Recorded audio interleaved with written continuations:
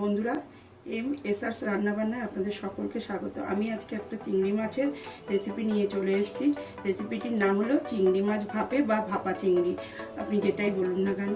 আর আমার চ্যানেলে নতুন হয়ে থাকলে চ্যানেলটিকে অবশ্যই সাবস্ক্রাইব করবেন, পাশে থাকা বেল আইকনটা প্রেস করে দেবেন, যাতে আমি নতুন ভিডিও দিলে সেটা নোটিফিকেশনটা আপনার কাছে তাড়াতাড়ি পৌঁছে যায়।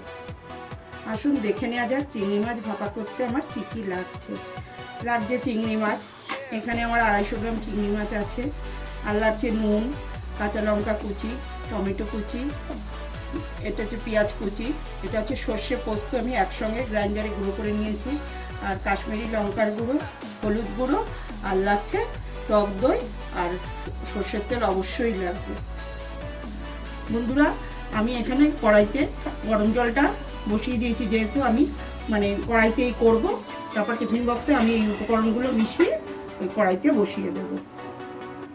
আসুন আমি উপকরণগুলো একসঙ্গে মিশিয়ে আবার আমি ফিরে আসছি। সমস্ত ইনগ্রিডিয়েন্টসগুলো আমি এগুলো মিক্স করে নিয়েছি। এবার এগুলোকে মেখে এবার আমি কড়াইতে গরম জলের ভাপে বসিয়ে দেব। এর মধ্যে আমি কোনো জল দেব না।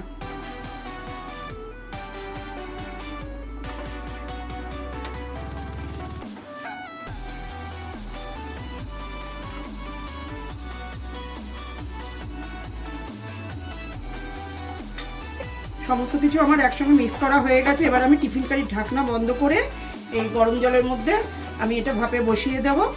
10 মিনিটের জন্য হতে দেব। জল আমার ফুটছে। 10 মিনিট পরে আমি আবার ফিরে আসছি। 10 মিনিট পরে ফিরে এসে দেখলাম আমার চিংড়ি মাছটা রান্না হয়ে গেছে। আমি এবার পরিবেশন করে দেখাচ্ছি। আমার চিংড়ি মাছটা গার্নিশিং করা হয়ে গেছে। আপনারা আপনাদের বাড়িতে রান্না করে খেয়ে দেখবেন। যদি ভালো লাগে অবশ্যই বেশি বেশি করে লাইক করবেন, কমেন্টস করবেন এবং শেয়ার করবেন। Thank you.